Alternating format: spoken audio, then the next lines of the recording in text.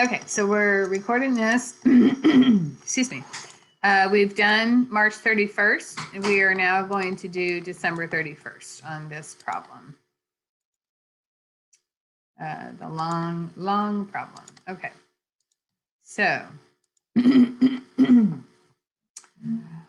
is the problem 9.3b that is not in our textbook that I added for us to work on these type of problems. And we are working on the last date on this problem, which is December 31, 2014. So this says, a discarded delivery truck that was purchased on January 1, 2011. The truck costs $30,000 and was depreciated based on a 6-year useful life with a salvage value of $3,000. Okay.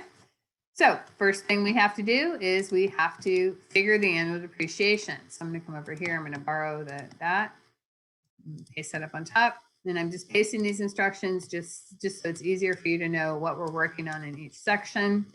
So we are figuring the annual depreciation. So to figure the annual depreciation for this one, we are going to do the cost. And the cost in this one was $30,000 less any salvage value. And this one had a $3,000 salvage value. So $30,000 minus $3,000 gives us a depreciable cost of $27,000.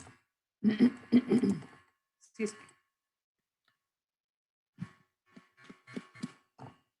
So that's what we call our depreciable cost or our depreciable base. $27,000. Okay. So we're going to take that depreciable cost of $27,000, and we're going to divide it by the useful life of 6 years. Useful life of 6 years. So that is going to give us an annual depreciation of $4,500. All right, $4,500. $4,500 annual depreciation. So $4,500 is the annual depreciation. 27 by 6. $4,500. Okay, so our annual depreciation is $4,500. So the next thing we're going to do is we are going to ask ourselves, is the depreciation current? So I'm just going over to the other slide to borrow that question. We're going to put that question there. We're going to say, is the depreciation current? So this is where we have to put down the purchase date, right? We have our purchase date here.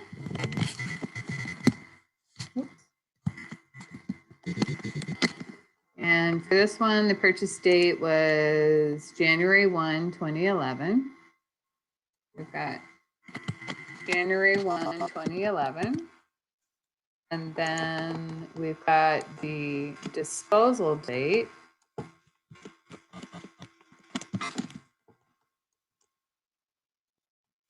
And we're disposing of it December 31, 2014.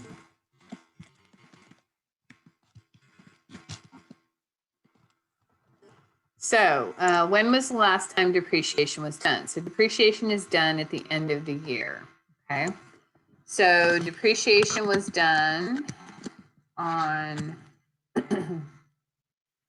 December 31, 2011, 2012, 2013, okay? It has not been done in 2014 yet because the very last thing we do in business is we do the adjusting entries, and depreciation is part of the adjusting entry. So it has not been done for 2014.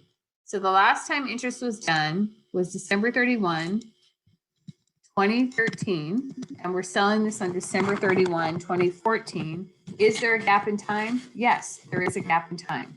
So now we have to figure out how much depreciation we need to do to do this. Now we know it's a whole year. We know it's 12 months, but we're just going to work out the process just to have the correct formula down, because it's not always going to be a full year. Like the last time we did the last date, it was 3 months.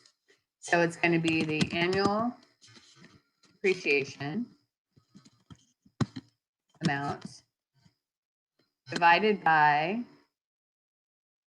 or sorry, times the time. And the time is going to be something over 12. And in this case, we've got the annual depreciation amount is $4,500. Okay. $4,500 times something over 12. And $4,500 times, it's 12 over 12 because it's all of, I'm going to put over here.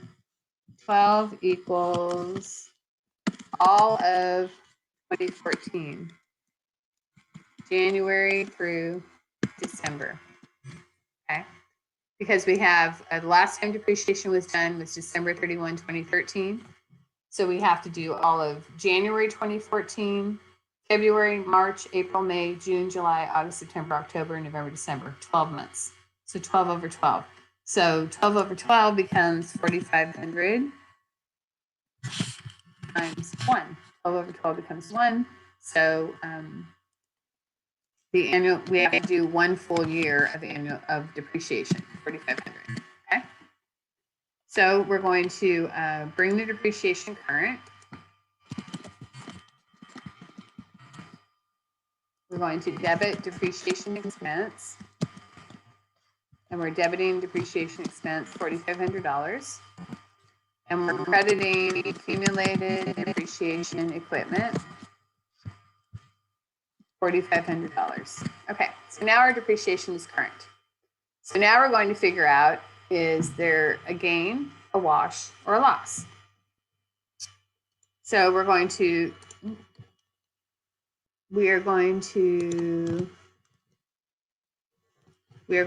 start with the cost.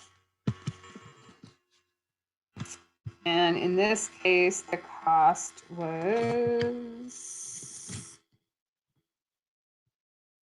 $30,000. $30,000 was the cost. We've got our cost was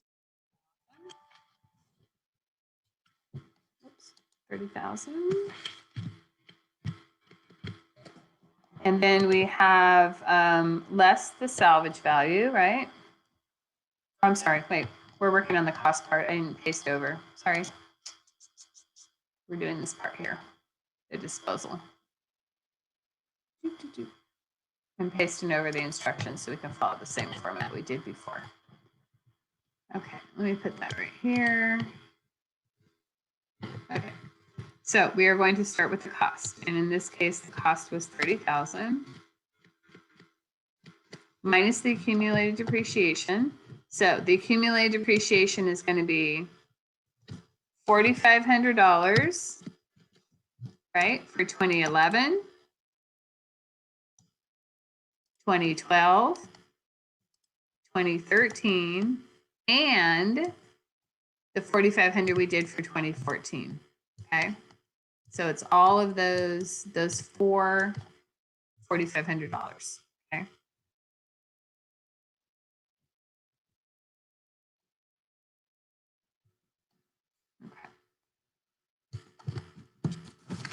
So that comes to $18,000. 4,500 times 4 is $18,000. So $30,000 minus $18,000 gives us a book value of $12,000.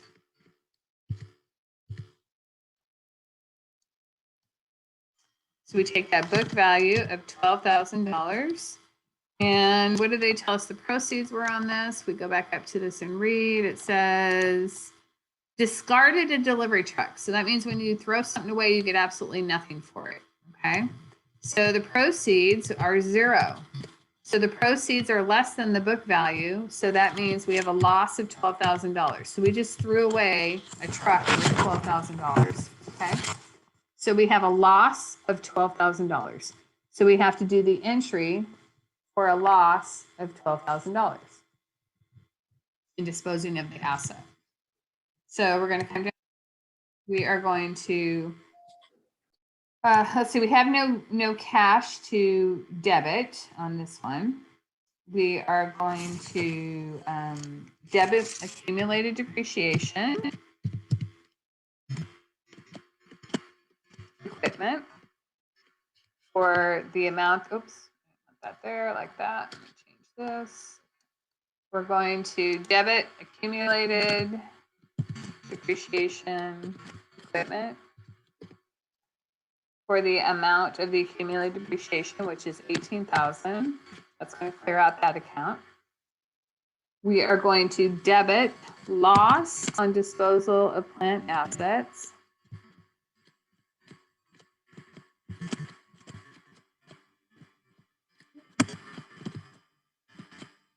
And the loss on disposal of plant assets is going to be $12,000. And then we are going to credit equipment